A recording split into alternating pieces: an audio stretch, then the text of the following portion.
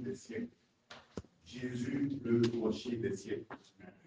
Je bénis le Seigneur qui, ces temps-ci, nous permet encore davantage d'apprendre de lui, de pouvoir le connaître sur plusieurs facettes. Et quand j'étais en train de méditer sur ces passages, en fait, je réalisais que toute la parole de Dieu, depuis Genèse jusqu'à Apocalypse, en fait, ne parle que d'une seule et seule personne, la personne de Jésus. Et en fait, quand je lisais, j'avais comme l'impression que le Seigneur faisait un jeu de cache-cache avec nous au niveau de l'Ancien Testament. Et chaque chose qui se passait dans l'Ancien Testament, en fait, le Seigneur, Dieu cachait une image de Christ à l'intérieur. Et lorsque nous nous concentrons et nous laissons le Saint-Esprit nous enseigner, nous réalisons que vraiment toute facette de la parole de Dieu n'est que Jésus. C'est merveilleux. Tout. En fait, il y a des choses, même hier, je bénis le nom du Seigneur, parce que j'avais déjà préparé le message. Et quand le frère Maoto était en train de parler, et il partageait le verset concernant le rêve de Nebuchadnezzar, et il avait parlé d'un côté, il avait parlé dans le rêve de la pierre qui est venue sans le secours d'une main. Et en fait, je réalisais encore que cette pierre, ce n'est que Jésus. Voilà, ce n'est que Jésus. Et sans le secours d'aucune main, parce que cette pierre est venue dans ce monde sans l'intervention humaine. Parce que Jésus n'est pas venu d'un homme et d'une femme. Donc, il est venu sans le secours d'un humain. Et c'est cette pierre qui vient détruire les œuvres des ténèbres. Donc, tout ce que nous allons lire dans la parole de Dieu, il faut savoir une chose. L'objectif du Seigneur, c'est de nous révéler Jésus. Voilà, et ça va nous aider vraiment à ne pas nous éparpiller dans beaucoup de choses. Tout ce que Dieu veut révéler, c'est Jésus. Même quand on prend le premier miracle de Jésus, on nous parle du nouveau vin. Même ce nouveau vin, ce n'est que Christ. Est-ce que vous imaginez? Donc, toutes ces choses-là, vraiment, Dieu ne fait que révéler qui est Christ. Voilà pourquoi, en fait, quand je lisais, en fait, ça m'interpelle et je réalisais que, comme Papa Alain nous le dit toujours, que l'Ancien Testament doit être compris par révélation. Et c'est vrai. Parce que quand j'étais en train de préparer ces moments, je réalisais que, en fait, quand nous lisons l'Ancien Testament, nous devons faire très attention d'être conduits par l'Esprit Saint, parce que ce n'est pas ce que nous lisons littéralement qui est véhiculé, mais il y a une image qui est derrière. Et il n'y a que le Saint-Esprit qui peut nous révéler cela. Voilà pourquoi vous allez voir que beaucoup de fausses doctrines aujourd'hui dans le milieu chrétien viennent du fait que les gens prennent juste des versets comme ça dans l'Ancien Testament et veulent le comprendre comme c'est écrit. Mais c'est très dangereux parce que l'Ancien Testament, on se rend compte qu'il faut que le Saint-Esprit puisse nous révéler en fait ce que Dieu voulait dire à travers cela. Parce que même les petits détails dans l'Ancien Testament, il ne faut pas le négliger. Voilà. Pharaon, il n'y avait pas de lumière. Tout, le désert, tout a une signification bien spécifique et ramène à la personne de Jésus. Donc aujourd'hui, nous allons méditer sur Jésus, le rocher des siècles. Pourquoi des siècles? Parce qu'il est éternel. Voilà. Parce qu'il est éternel, voilà qu'on dit rocher des siècles. Et nous allons voir en fait en 4 points. Je ne vous cache pas, quand j'étais en train de préparer, vous savez, il y a tellement de versets qui parlent de Christ en tant que rocher. Et une prédication ne pourrait pas suffire pour l'expliquer. Voilà, j'étais obligé de prendre 4 points. Voilà pour qu'on en parle. Sinon, il y a tellement de choses dont la Bible en parle en tant que Christ en tant que rocher. Et le Seigneur va nous faire la grâce aujourd'hui de voir 4 points. Mais le verset principal de notre partage est tiré de 1 Corinthiens 10, verset 1 à 4. Si nous pouvons lire. Nous avons le bien-aimé Paul, à qui Dieu a fait la grâce d'avoir la révélation spirituelle qui est cachée derrière quelques événements qui se passaient dans la vie du peuple d'Israël, alors qu'il venait de quitter l'Égypte. On va lire 1 Corinthiens 10, verset 1 à 4. Si un bien-aimé trouve. Je ne veux pas que vous ignorez que nos pères ont tous été sous la pluie. Ils ont tous passé au travers de la mer. Ils ont tous été baptisés en Moïse dans la nuit et dans la mer.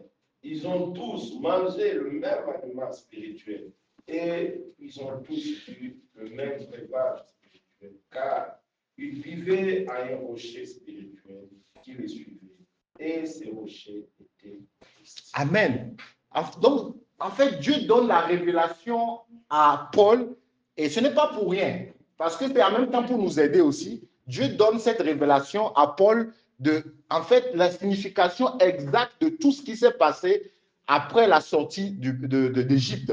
Nous, on peut le trouver banal, tout ce qui s'est passé. Mais derrière tout ça, Dieu avait un message spécifique à faire passer et ce message n'est centré que sur la personne de Christ. Voilà pourquoi Paul pouvait nous dire que, frère, je ne veux pas que vous ignorez que nos pères ont tous été sous la nuée, qu'ils ont tous passé au travers de la mer. Voilà. Donc, en fait, ici, Paul veut attirer notre attention. Que ne perdons pas de vue le message principal que le Seigneur, Dieu est en train de véhiculer à travers l'événement qui s'est passé à la sortie d'Égypte. Il dit, ils ont été baptisés en Moïse dans la nuée et dans la mer. Voilà. Et ça, les deux, ça nous fait penser, parce que la nuée, c'était ce qui les conduisait. Et là, ça nous fait penser au baptême du Saint-Esprit et le baptême d'eau en même temps. Est-ce que vous voyez? Et puis il dit qu'ils ont mangé le même aliment spirituel. Là, on est en train de le parler de quoi? De la manne. Voilà. Donc la manne même qui tombait à l'époque, en fait, Dieu voulait révéler quelque chose à travers cette manne. Est-ce que vous voyez? C'est Christ qui voulait révéler. Et il dit, ils ont tous bu le même breuvage spirituel, car ils buvaient à un rocher spirituel qui les suivait. Et ce rocher était Christ. Amen. En fait, on dit qu'ils ont bu à un rocher spirituel. Et en fait, ici, ce qui me frappe à l'œil, c'est qu'on dit ici que le rocher les suivait. Vous voyez que c'est fou. Imaginez qu'un rocher qui suit les gens dans le désert. Vous voyez que Dieu veut faire passer, en fait, un message. C'est quel est ce rocher-là, à part les dessins animés, où on peut trouver un rocher qui suit les gens? Non. Et on dit que le rocher-là devait leur permettre de pouvoir boire l'aliment spirituel et en même temps aussi ce rocher les suivait. Voilà. Donc ce rocher était là pour qu'au moment où il y a la soif, qu'ils puissent s'en procurer. Et donc nous allons voir comment cette histoire s'est passée. Nous allons voir en fait les passages où Dieu parle du rocher. Nous allons aller dans Exode 17, versets 1 à 7. Et cette première partie, c'est quoi? C'est intitulé Le rocher frappé. La première partie, c'est le rocher frappé. Donc nous allons partir dans Exode 17, versets 1 à 7. Le rocher frappé. On va lire Exode 17, versets 1 à 7. Le rocher frappé.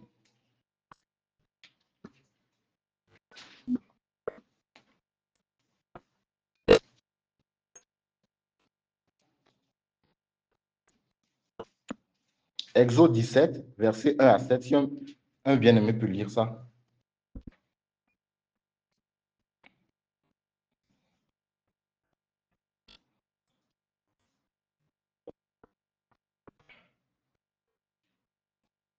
Toute l'assemblée des enfants d'Israëel partit du désert ici, selon le marche que l'Éternel leur avait donné.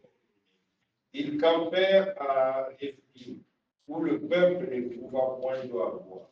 Alors le peuple chercha querelle à Moïse et dit, donnez-nous de l'eau à boire. Moïse leur répondit, pourquoi me cherchez-vous querelle? Pourquoi attendez-vous l'Éternel?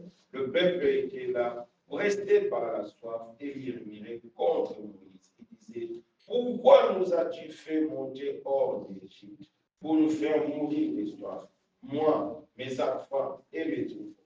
Moïse cria à l'Éternel en disant, que ferai-je à ce peuple? Encore un peu, il me lapideront. L'Éternel dit à Moïse, passe devant le peuple et prends avec toi les anciens d'Israël. Prends aussi dans ta main ta verge avec laquelle tu as frappé le fleuve et marche. Voici, je me tiendrai devant toi sur les rochers des rocs. Tu frapperas le rocher, il en sortira de l'eau, et les peuples boiront. Et Moïse fit ainsi aux yeux des anciens d'Israël. Il donna à ces lieux le nom de Messa. et Mériba. Et parce que les enfants d'Israël avaient contesté et parce qu'ils avaient tenté l'Éternel en disant, l'Éternel est-il au milieu de nous ou n'est-il pas? Amen. Voilà, donc voilà, comme je disais tout à l'heure, la première partie est intitulée Le rocher frappé. Donc ici, nous sommes dans un contexte où le peuple d'Israël venait de sortir d'Égypte. Après, bien sûr, toutes les oppositions de Pharaon. Et donc, ils sont sortis d'Égypte et se retrouvaient dans le désert.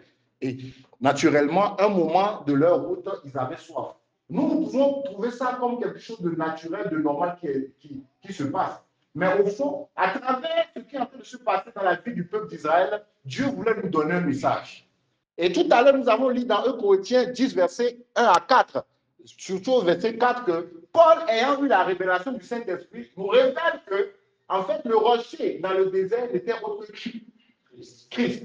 Maintenant, nous allons nous poser la question. On va voir que ici, dans un premier temps, quand le peuple d'Israël avait eu soif, l'instruction que Dieu a donnée, c'est que pour que ce rocher puisse donner de l'eau, il faut le frapper. C'est ce que l'instruction que Dieu a donnée à Moïse ici. Donc Dieu a dit à Moïse, tu frapperas le rocher une fois et après l'eau va sortir. Donc on peut trouver ça comme quelque chose de banal, mais ce n'est pas banal. Parce que Paul nous disant que ce rocher est en Christ, donc ça veut dire qu'au fond, ce rocher qui a été frappé n'est autre que Christ qui a été frappé pour donner la vie. Parce que l'eau n'est que synonyme de vie. Vous avez vu, il y a une prédication que j'avais déjà faite de Christ en tant que, comment l'appelle-t-on, la source d'eau vive, n'est-ce pas? Voilà, on a dit que c'est Christ qui donne la vie. Voilà, mais avant que Christ ne puisse donner la vie, il a fallu que Christ puisse être frappé pour donner cette vie qui est l'eau. Donc ici, quand nous lisons ce truc-là, littéralement parlant, on va se dire que non, c'est juste un rocher que Moïse a frappé et ce rocher a donné de l'eau. Non, au fond, ce rocher, c'est Christ, comme Paul l'a dit. Et ici, la verge n'est plus synonyme du jugement de Dieu. La parole de Dieu nous montre que la verge n'est que le jugement de Dieu. Voilà, donc il a fallu que Christ puisse être châtié par Dieu, recevoir le jugement qui devait normalement tomber sur nous. Lui, il a pris sur lui pour que l'eau de vie puisse sortir, pour que nous puissions avoir la vie éternelle. Donc, ce qui se passait au moment-là dans le désert, c'est que Dieu voulait révéler quelque chose. En fait, Dieu, en même temps, par ce acte-là, voulait révéler l'œuvre de la croix. Est-ce que vous voyez comment c'est magnifique? Par cet acte-là banal que nous voyons Moïse frapper le rocher, en fait, Dieu voulait par là nous véhiculer le message de la croix. Parce que ce rocher n'est que Christ, comme Paul nous a dit. Et cette verge que Paul a utilisée, c'est le synonyme du jugement de Dieu qui est tombé sur Christ afin que nous soyons sauvés à travers cette eau. Voilà. Parce que vous savez très bien dans le désert que sans avoir bu de l'eau, on va mourir. N'est-ce pas? Si le peuple d'Israël ne boit pas de l'eau dans le désert, c'est qu'il va mourir. Ils vont mourir. Est-ce que vous voyez?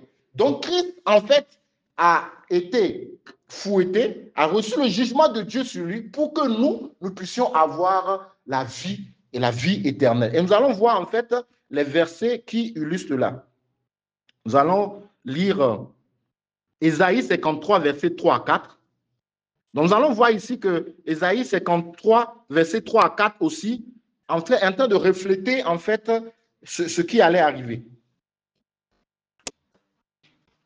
Si un bien-aimé peut nous lire ça, Ésaïe 53, versets 3 à 4. Donc, comme je le disais tantôt, Dieu est passé même par des prophètes, en fait, pour toujours faire passer ce message de la croix, le message de Christ, le message qui est focalisé sur son Christ. Et donc, les prophètes en ont parlé, mais de façon codée. Qui a cru à ce qui nous était annoncé? Qui a reconnu les courage de l'Éternel? Qui s'est levé devant lui comme une faible, comme un rejeton qui sort d'une terre desséchée? Il n'avait ni beauté ni éclat pour attirer nos regards, et son aspect n'avait rien. Méprisé, abandonné des hommes, homme d'une douleur, habitué à la souffrance, semblable à celui dont on détourne les visages. nous l'avons dédaigné. Nous n'avons pas fait de lui aucun cas. Cependant, ce sont nos souffrances qu'il a portées. C'était nos douleurs qui s'est chargé. Nous l'avons considéré comme puni, frappé de Dieu, humilié. Amen. Est-ce que vous voyez? Donc, en fait, même à travers Ésaïe, Dieu passe par Ésaïe pour prophétiser et pour annoncer ce qui devait arriver. Et donc, avec Moïse, on voit très bien que Moïse a posé un acte qui ne reflétait que ce qui allait arriver. C'est que Dieu allait frapper son fils, c'est-à-dire que le jugement qui devait tomber sur nous, parce que ayant commis le péché, vu que Adam et Ève ont commis le péché dans le jardin d'Éden, donc nous étions condamnés à recevoir la colère de Dieu sur nous. Voilà, donc le fouet de Dieu devait nous chicoter normalement.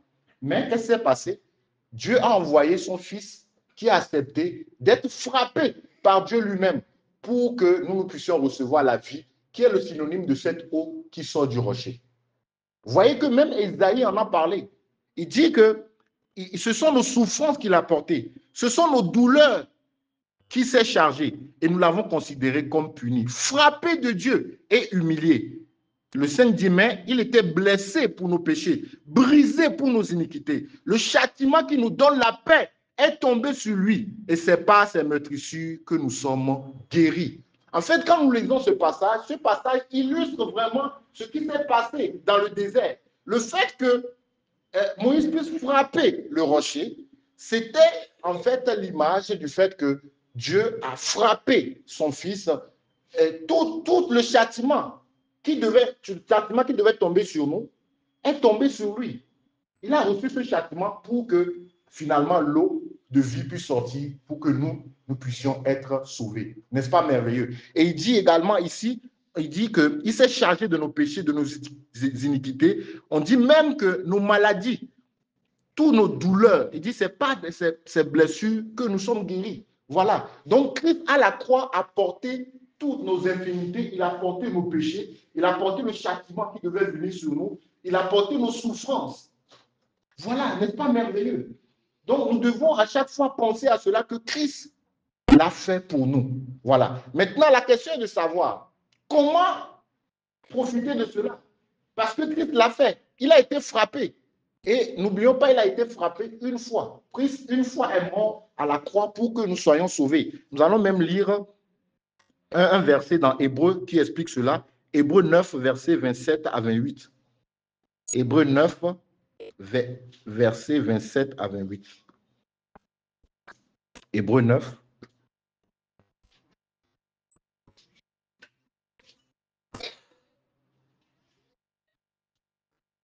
Hébreu 9, versets 27 à 28.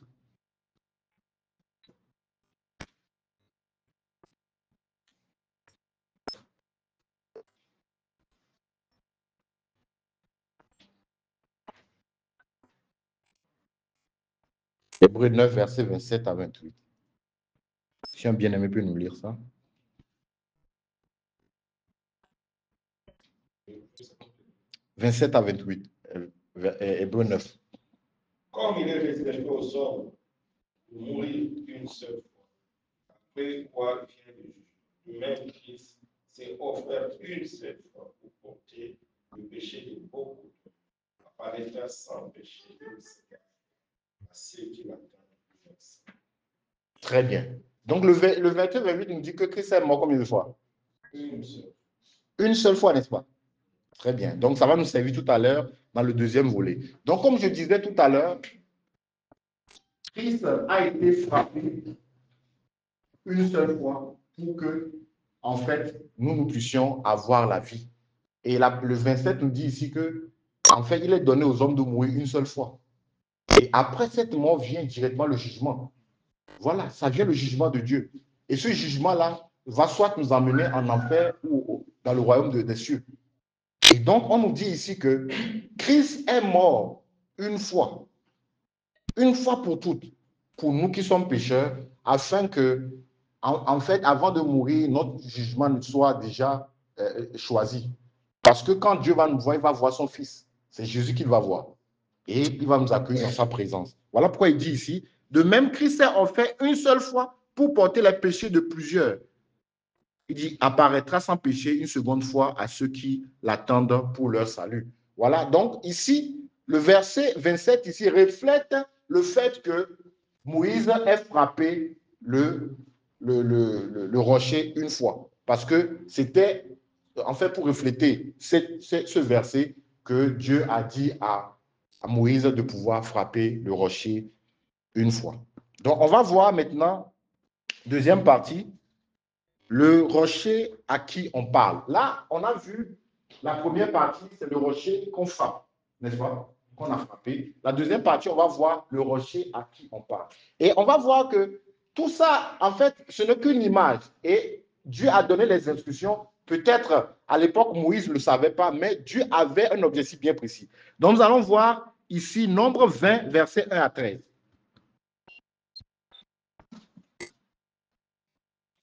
Nombre 20, versets 1 à 13.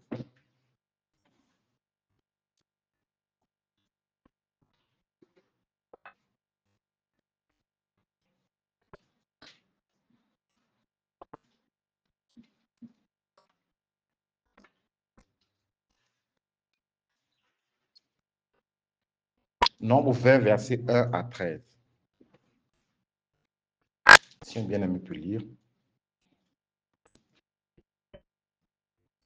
Nombre 20, versets 1 à 13.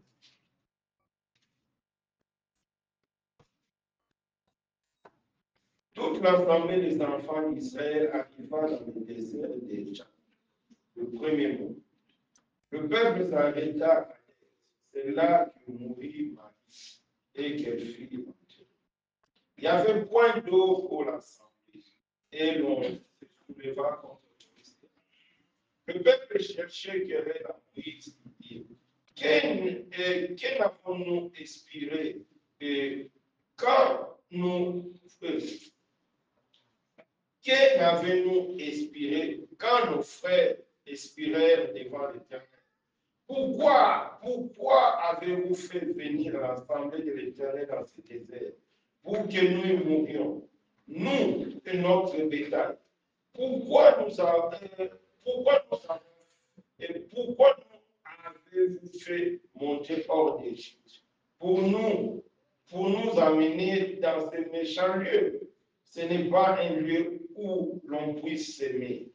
Il n'y a ni figuier, ni vigne, ni grenadier, ni l'eau à boire. Moïse et Aaron s'éloignèrent de l'assemblée pour aller à l'entrée de la tente d'assignation. Ils tombèrent sur les visages et la gloire de l'Éternel leur apparut. L'Éternel parla à Moïse et dit, prends la perche et convoque l'assemblée, toi et ton frère Aaron. Vous parlerez à leur présence au rocher et il donnera ses eaux. Tu feras sortir pour eux de l'eau du rocher et tu abréveras l'assemblée, leur bétail. Moïse prit la verge, dit, et qui était devant l'Éternel, comme l'Éternel les lui avait ordonné. Moïse et Aaron convoquèrent l'assemblée en face du rocher et Moïse leur dit, écoutez donc, rebelles, est-ce que c'est ce rocher que nous vous ferons sortir dehors? Puis Moïse leva la main et frappa deux fois le rocher avec sa verge. Il sortit de l'eau en abondance. L'assemblée but et le bétail aussi. Alors l'Éternel dit à Moïse et à Aaron, parce que vous n'avez pas crié à moi pour me sanctifier aux yeux des enfants d'Israël, vous ne ferez point entrer cette assemblée dans le pays que je vais donner. Ce sont les eaux de Mériba où les enfants d'Israël contestèrent avec l'Éternel qui fut sanctifié. Amen. Voilà, si nous avons bien suivi ensemble les deux lectures, tout à l'heure, quand nous avons vu Exode, qu'est-ce que Dieu avait dit à Moïse de faire par rapport au rocher pour que l'eau sorte? Il avait dit de frapper. Maintenant, cette fois-ci, la deuxième fois que le peuple d'Israël a eu soif, ici, qu'est-ce que le Seigneur a dit à Moïse de faire? Dieu a dit cette fois-ci de parler au rocher et le rocher donnera de l'eau. Est-ce que vous voyez? Voilà. Et tout à l'heure, nous avons vu que, en fait, la verge, c'est synonyme de quoi? C'est le synonyme de jugement de Dieu, n'est-ce pas? Et nous avons lu tout à l'heure dans Hébreux 9, verset 28, que Christ devait mourir combien de fois? Une seule fois. Et donc, si on suit ce que Moïse a fait, il a tué Christ combien de fois? Non, non. Il a tué 3 fois. Parce que la première fois, il a frappé, l'eau est sortie. Et la deuxième fois, il a frappé 2 fois. Alors que le message de la croix, c'est que Christ doit mourir une seule fois pour que nous soyons sauvés. Est-ce que vous voyez? Lui, juste par effet de colère, il a frappé 2 fois. Banalisant ce que Dieu a dit. C'est vrai, Dieu a permis à ce que Moïse puisse avoir l'eau. Mais la conséquence, c'est que Moïse et Aaron ne pouvaient pas hériter la terre promise. Voilà. Déjà, avant d'expliquer le concept, j'aimerais ouvrir une petite parenthèse. Bien aimé, nous devons avoir la crainte de Dieu. Comme j'aime le dire, la crainte de Dieu, c'est de prendre les choses de Dieu au sérieux. Nous devons faire très attention. Moi-même le premier. Souvent, quand Dieu nous parle, nous avons tendance à banaliser ce que Dieu dit, pensant que parce que nous sommes plus intelligents. Faisons très attention. Ici, Dieu a bien dit, il faut juste parler au rocher. Voilà. Donc, si dans le secret, Dieu nous donne une instruction par rapport à quoi que ce soit, même si cette instruction est une folie par rapport à là où nous sommes, bien aimés, nous devons faire comme Dieu l'a dit. C'est très important. Nous ne devons pas chercher à être plus intelligents que Dieu. Nous voyons, nous pouvons prendre l'exemple de la pêche miraculeuse avec Pierre. Pierre a tourné toute la nuit. Il n'a pêché aucun poisson. Mais Pierre, quand même, c'est un expert en pêche. Pierre a des années d'expérience dans la pêche. Mais quand le Seigneur l'a dit de repartir, qu'est-ce qu'il a fait? Est-ce qu'il s'est basé sur sa pensée? Non. Il est parti. Il a respecté comme le Seigneur l'a dit. Vous savez quoi, nous devons faire très attention. Je me parle à moi-même le premier. Quand je lis Hébreux 11 et que je vois l'histoire des héros de la foi, est-ce que vous savez ce qui est le point commun de tous les héros de la foi? Qui peut me dire ce qu'il a remarqué comme point commun de tous les héros de la foi? C'est-à-dire qu'on prend les Abraham, on prend Noé, on prend tous les héros de la foi. Oui, l'obéissance, oui. Qui d'autre? En fait, ils ont fait à la lettre ce que Dieu a dit. Malgré le fait qu'il y a certains éléments qui étaient une folie par rapport à ce qu'ils avaient comme connaissance. Mais ils ont fait. Abraham, par exemple, n'a jamais connu c'est quoi la résurrection. Mais quand Dieu l'a dit de sacrifier Isaac, son fils, il a cru que Dieu est capable, même s'il tue, de trouver une manière de le ramener. Quand nous prenons le cas de Noé, Noé à qui on a dit de créer l'arche, parce qu'il y aura déluge. On vous parle de déluge à une époque où il n'y a jamais eu de pluie.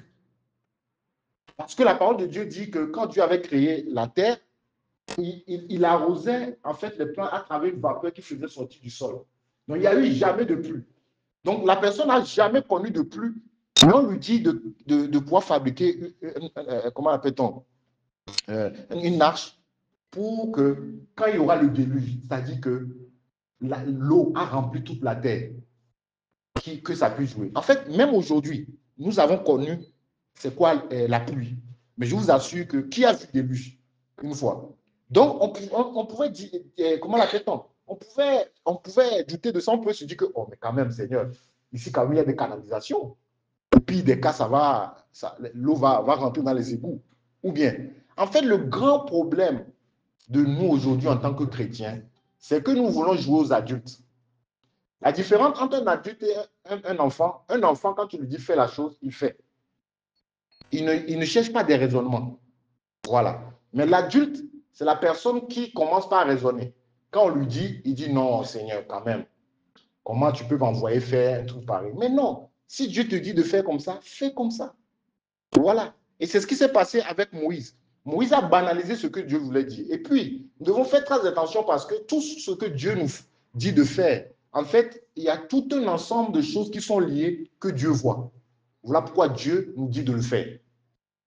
Est-ce que vous voyez? Moïse ne pouvait pas savoir qu'en faisant ça, il est en train de crucifier Christ 3 fois. Mais S'il avait obéi, après, il devait comprendre que, ah, ok, donc c'est ce que le Seigneur voulait nous dire. Donc, nous devons faire très attention. Si dans le secret, le Seigneur nous dit, fais telle chose, ou bien ne fais pas telle chose, ou bien tout le monde fait la même chose, et Dieu te dit, toi ne fais pas comme les autres, toi fais comme ça, qui est différent. Bien aimé, il ne faut pas discuter avec Dieu. Parce que vous savez, Dieu regarde à 360 degrés. Nous, on est seulement à 2 degrés. On voit seulement ce qui est devant notre nez. Ce qui se passe derrière, on ne voit pas. Ce qui est ici, là, on ne maîtrise pas. Mais Dieu voit 360 degrés. Donc, tout à l'heure, on vient de voir que Dieu a dit à Moïse, parle seulement comment l'appelle-t-on, au rocher. Et donc, Moïse ne réalisait pas la gravité de l'acte qu'il était de commettre.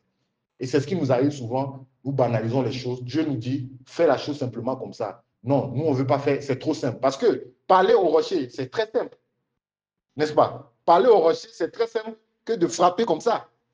Tu vois? Donc, il allait seulement dire, rocher, fais sortir de l'eau. C'est tout. Mais ça, c'est très facile. Mais souvent, nous voulons mettre un peu de zèle personnel. Voilà pourquoi il n'a même pas frappé une fois. Il a frappé 2 fois. Papa. Ou dit, voilà, l'eau sort. Tu vois? Et c'est ce que nous faisons des fois. Dieu veut que nous faisons la chose dans la simplicité, mais nous voulons ajouter notre part. Bien aimés, faisons très attention. C'est Dieu qui donne. Voilà, voilà pourquoi aujourd'hui, beaucoup de personnes se sont perdues. Pourquoi? Parce que Dieu leur a donné un don et ils n'ont pas su exploiter le don. Un moment, ils font comme si c'est eux. Et ils ont ajouté des choses qui ne viennent même pas de Dieu. Nous devons faire très attention. Faisons les choses dans la simplicité comme Dieu nous l'a dit. Voilà. Et ici, en fait, qu'est-ce qu'on comprend par là?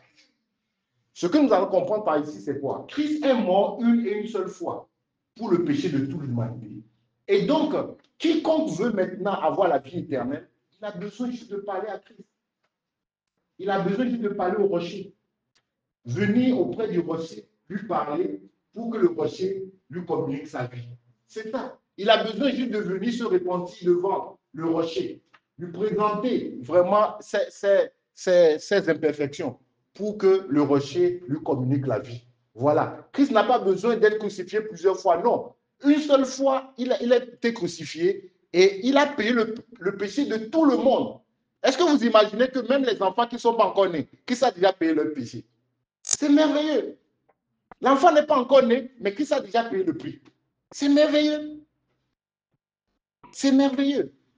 Donc, nous devons savoir que ce message de la croix que Dieu voulait véhiculer, c'était important pour lui. Christ devait mourir une seule fois pour le péché de toute l'humanité. Et maintenant, après cela, si quelqu'un veut accepter Jésus-Christ comme Seigneur Sauveur, c'est très simple.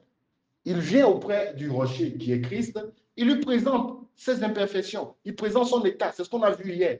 Si nous ne reconnaissons pas notre état, il ne peut pas venir en aide. Nous venons, nous reconnaissons notre état, on dit au rocher que, ah, voilà, je suis fatigué, je n'arrive pas à me libérer moi-même de la puissance du péché, aide-moi, rocher. Et ce rocher qui est Christ va faire couler l'eau. Et cette eau-là est l'eau vive que nous allons boire. Et ça va faire de nous, en fait, aussi des sources d'eau vivre. Et donc, c'est ça l'image que Dieu voulait faire passer à travers cet événement. Voilà pourquoi il a dit à Moïse de parler au rocher. Parce que là, il voulait dire que la prochaine étape maintenant, c'est que le rocher étant frappé une seule fois et qu'il a payé le péché de toute l'humanité, il faut maintenant juste parler à Christ qui est le rocher pour être sauvé. Plus besoin de le crucifier. Imaginez que si on doit se lever ça, je crucifier Jésus. Mais c'est compliqué. Est-ce que vous voyez? Voilà, donc c'est ça le message que Dieu voulait nous véhiculer ici. Et l'erreur que Moïse a fait a coûté, ça fait qu'il n'a même pas pu voir la terre promise. Vous voyez la triste. Donc nous allons, la triste réalité. Nous allons lire quelques versets qui expliquent cela. On va lire Jean 7, verset 37. Jean 7, verset 37.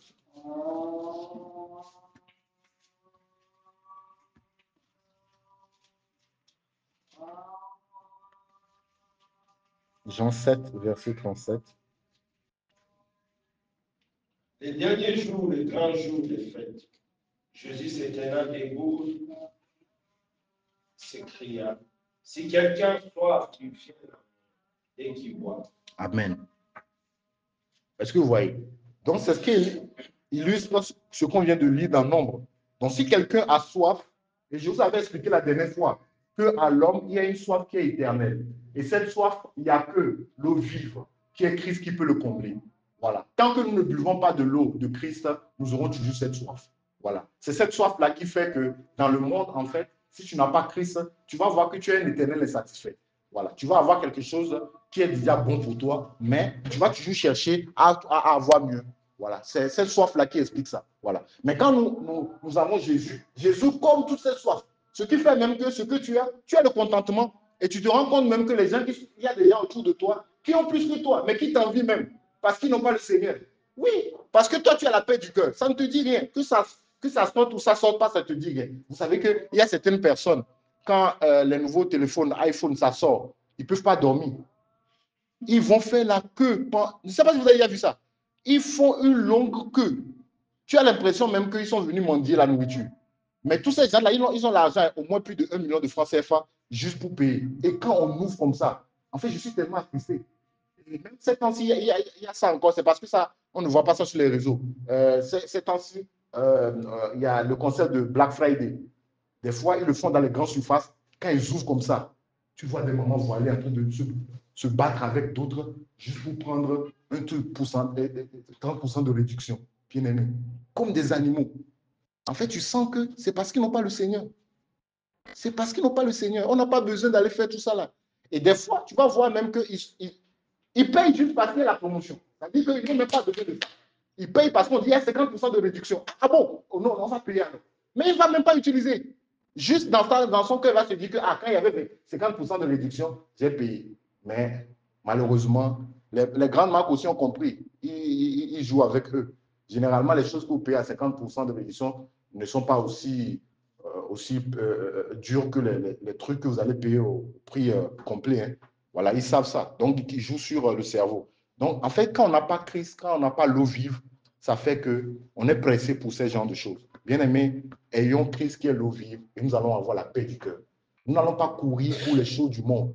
Voilà, parce que cette eau, quand tu la bois, tu n'as plus soif.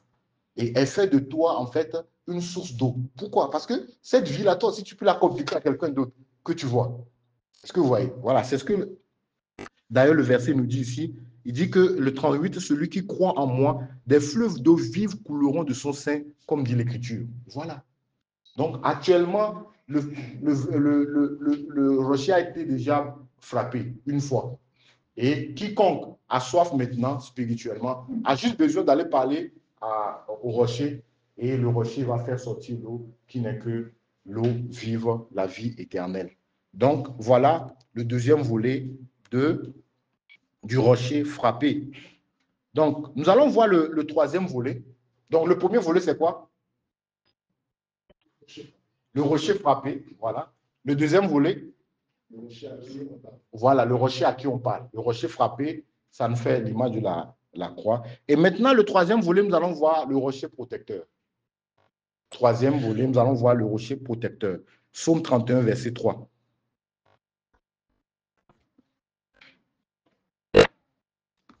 Psaume 31, verset 3. Le rocher protecteur.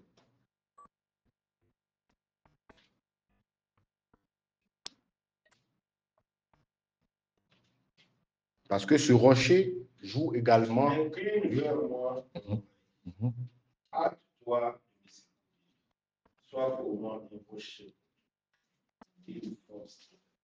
Amen.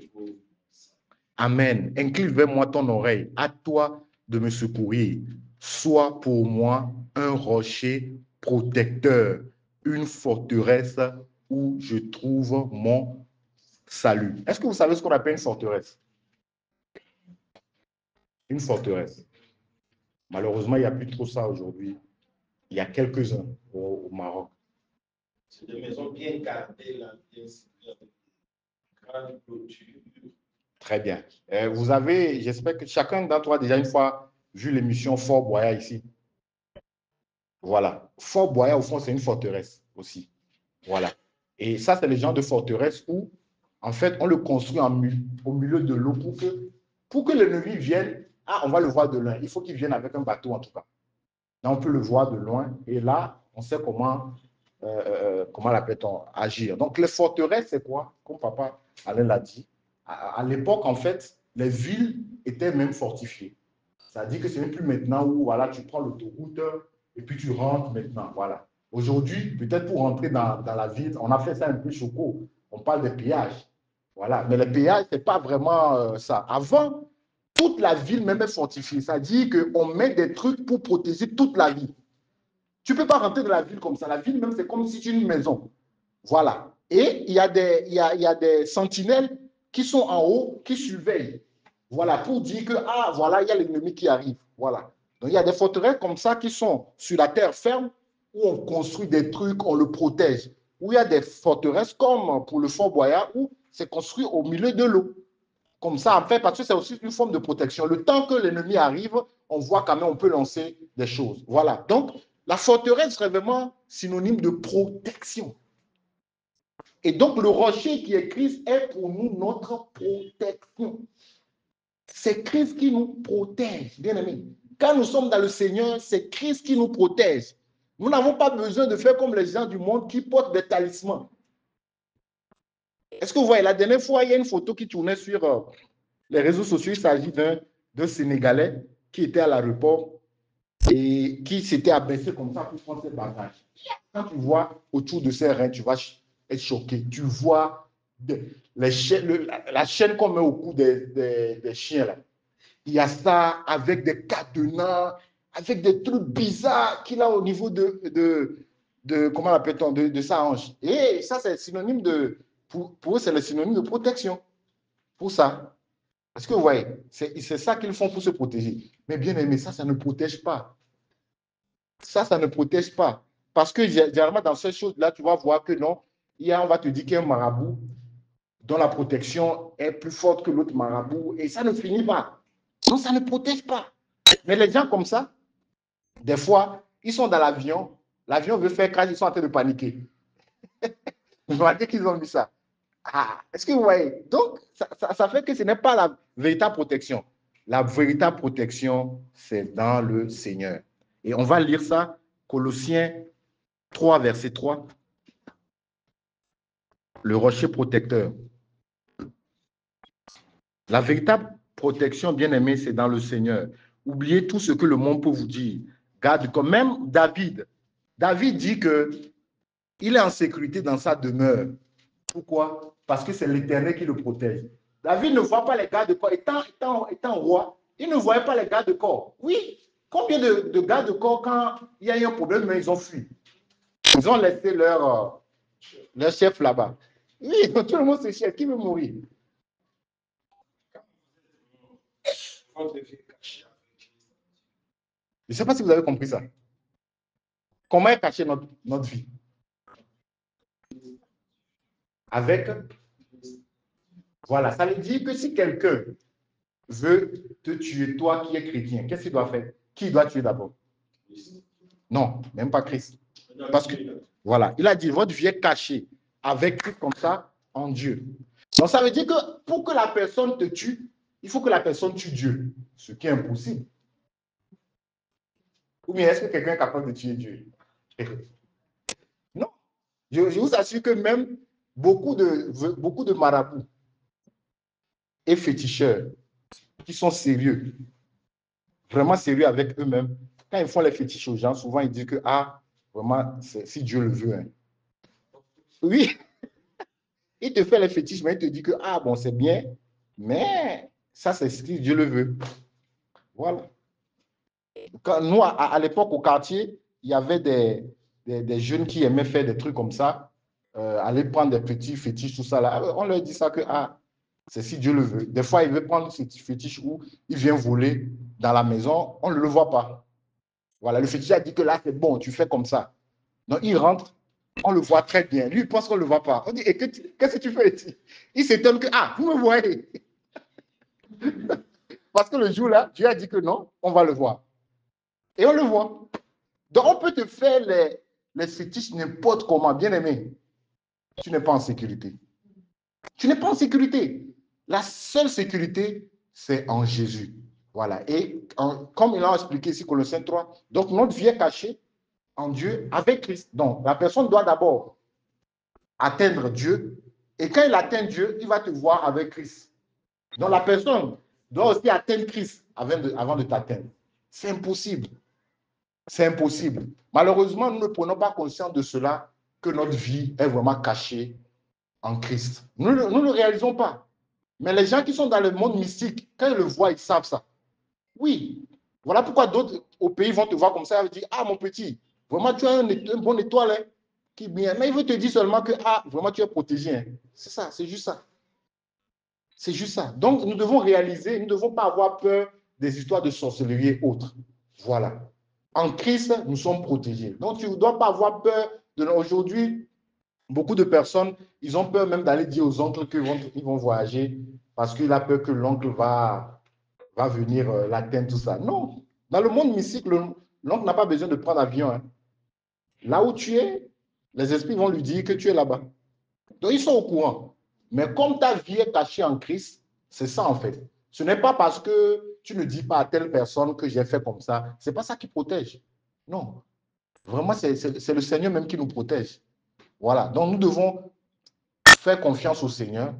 Pas dans l'objectif de pouvoir chercher à éprouver Dieu, tout ça, non. Je ne dis pas qu'il faut aller vous livrer, aller chez les marabouts pour dire que ah, ma vie est cachée en Christ. Ah non, ce n'est pas ce que je suis en train de dire. Mais naturellement, sachez que vous êtes protégé. Tu vas au boulot, partout où tu vas, sache que tu es sous la protection du Seigneur. Et c'est le Seigneur même qui te protège. Tu n'as pas besoin d'avoir peur que voilà, tel marabout a fait truc. Même si les gens te menacent de mort, quoi que ce soit, sache que c'est le Seigneur qui va régler leur compte. Voilà. Donc, nous avons également ce rocher protecteur qui est Christ, qui nous protège chaque jour. Voilà, c'est aussi merveilleux. Donc, le dernier volet, le quatrième, c'est le roc sur lequel est construite l'Église. Voilà. Donc, comme je vous ai dit, il y a beaucoup de choses à dire sur le rocher Christ. On ne pourra même pas trouver le temps pour de le faire. Mais j'ai prévu 4 points. Le premier point, comme je vous ai dit, le rocher qui a été frappé. Deuxième volet, le rocher à qui on parle. Le troisième volet, le rocher protecteur.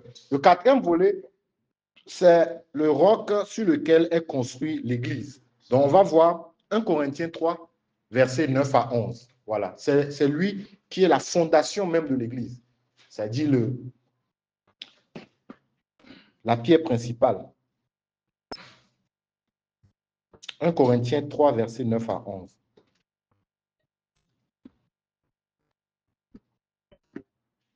Car nous sommes ouvriers avec Dieu. Vous êtes les champs de Dieu, édifices de Dieu. Selon la grâce de Dieu qui m'a été donnée, je posais les fondements comme un sage architecte, et un autre battu dessus. Mais que chacun prenne garde à la manière dont il bâtit dessus. Car personne ne peut poser un autre fondement que celui qui a été posé, à savoir Christ. Amen. En fait, ici, la parole est en train de mettre l'accent sur le fait que déjà l'Église, c'est l'ensemble de toutes les personnes nées de nouveau, ceux qui ont accepté le Seigneur. Et Paul est en train de mettre l'accent ici que un chrétien, en fait, c'est comme un édifice qu'on est en train de bâtir. Et en fait, la fondation de cette personne, ça doit être Christ.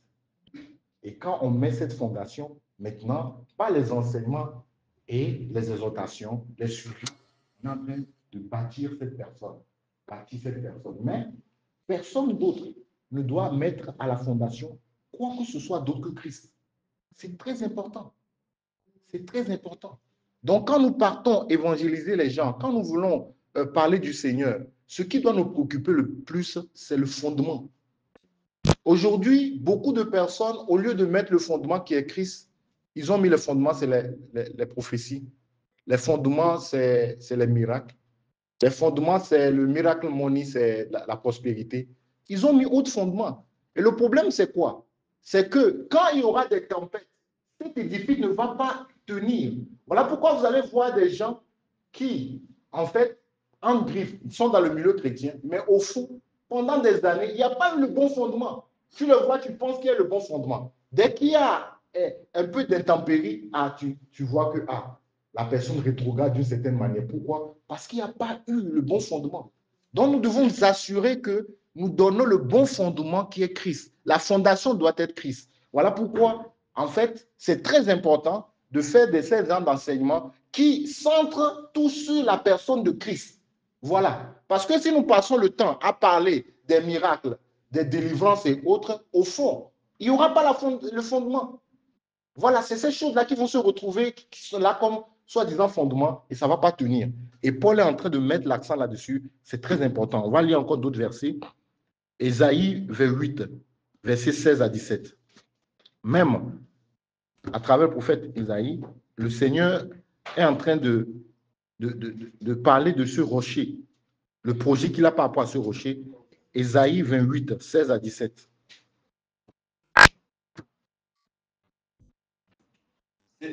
C'est pourquoi ainsi parle le Seigneur. Voici, j'ai mis pour fondement en Sion une pierre éprouvée, une pierre angulaire solidement posée. C'est lui qui la prendra pour appuyer n'aura point âge.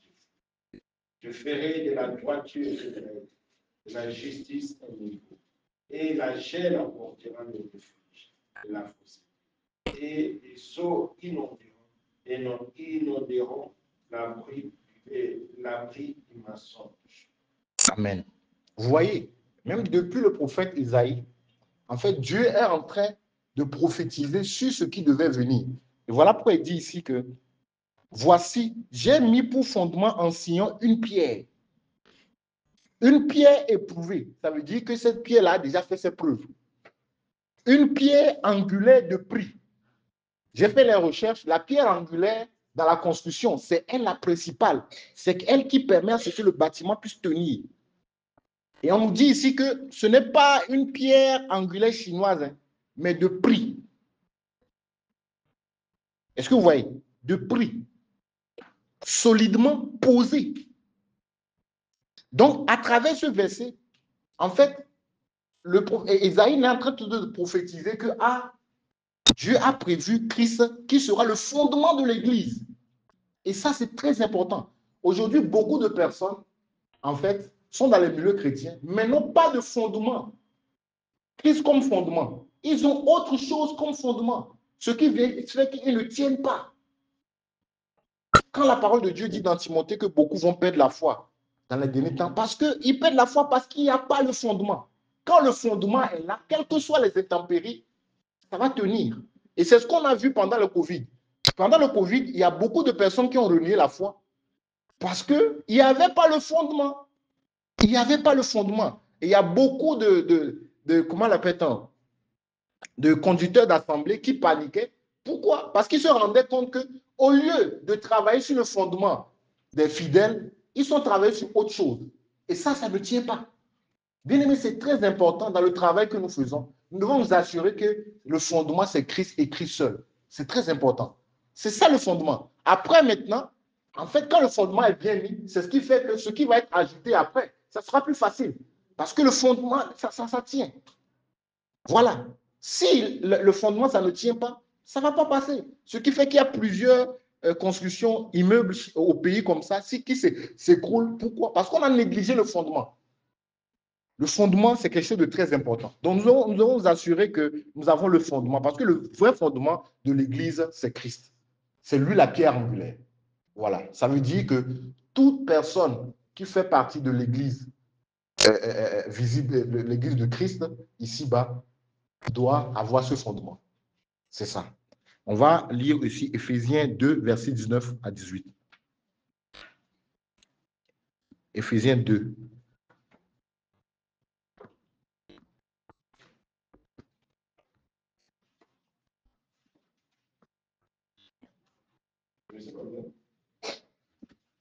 Éphésiens 2, versets 19 à 22. Éphésiens 2, 19 à 22. Ainsi donc, vous n'êtes plus des étrangers, des gens du dehors, mais vous êtes des concitoyens des gens de la maison de Dieu. Vous avez été édifiés par le fondement des apôtres et des prophètes. Jésus-Christ lui-même étant la pierre en lui, tout édifice bien pour être un temple saint dans le Seigneur. En lui, vous êtes aussi édifiés pour être une habitation de Dieu.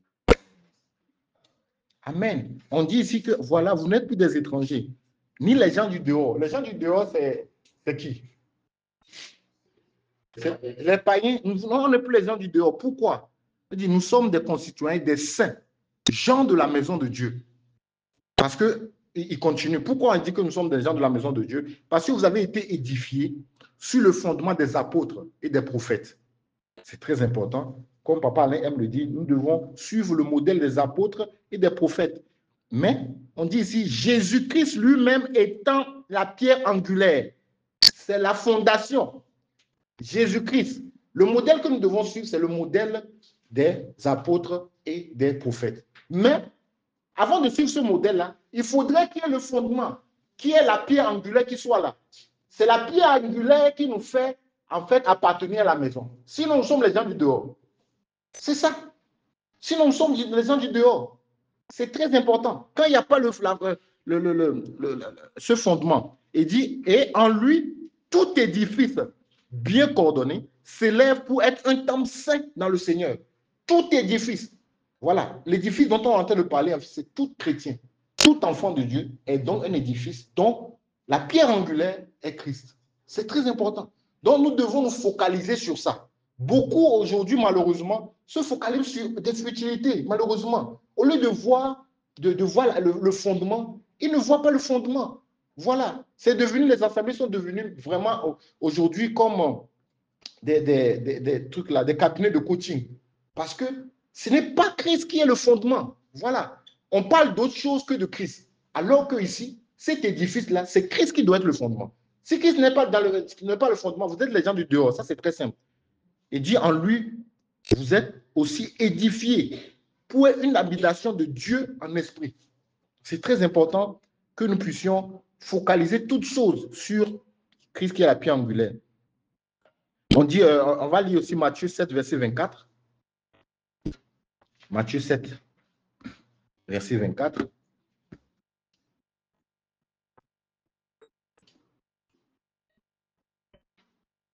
Matthieu 7, verset 24.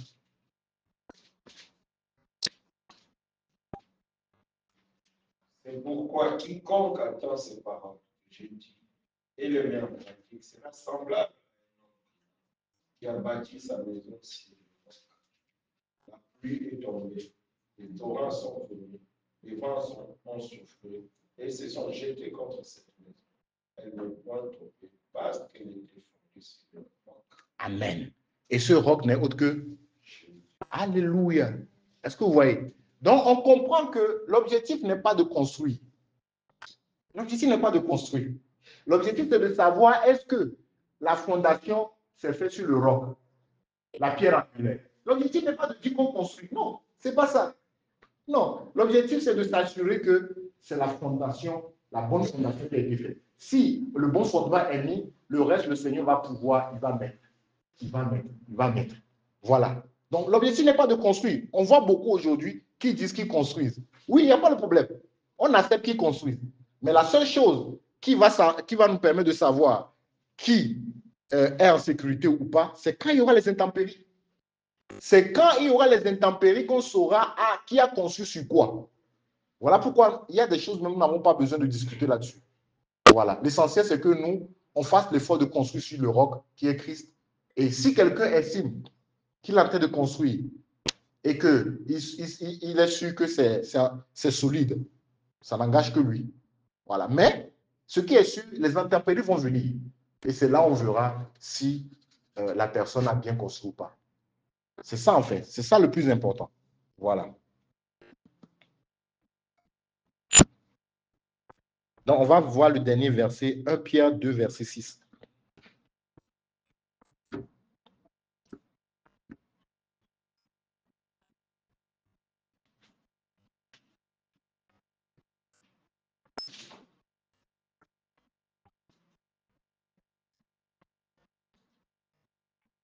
Un Pierre 2, verset 6. Car il est dit dans l'Écriture, voici, je mets en Sion une pierre angulaire, choisie, précieuse, Celui qui croit en elle ne sera point confus. Amen. Et cette pierre angulaire n'est autre que Jésus. Voilà, bien aimé dans le Seigneur, ce que le Seigneur m'a mis à cœur pour que nous puissions partager ensemble. Voilà, c'est de parler de Christ, le rocher des siècles. Pourquoi des siècles? Parce qu'il est éternel. Et comme nous venons de le voir tout à l'heure, les 4 volets, il est le rocher qui a été frappé pour nous, qui a reçu le châtiment de Dieu pour que nous soyons libérés. Il est le rocher aujourd'hui à qui quiconque est dans le péché, qui est fatigué et chargé, parle pour que le rocher puisse nous communiquer l'eau qui est la vie.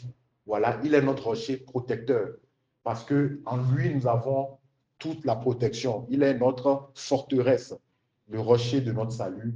Et 4e point, il est le roc, la pierre angulaire sur laquelle est construite l'Église. Voilà, et nous devons nous assurer que vraiment, dans l'édifice que nous sommes, cette pierre angulaire-là, et nous qui sommes appelés à être des ambassadeurs de la réconciliation, nous devons nous assurer que ce que nous véhiculons, l'objectif, c'est de prévoir ce que les gens puissent avoir la véritable pierre angulaire qui est Christ. Je bénis le Seigneur pour cette parole et nous allons prier que le Seigneur nous aide véritablement à mettre en pratique ces paroles, à véritablement prendre appui sur ce rocher qui est Christ.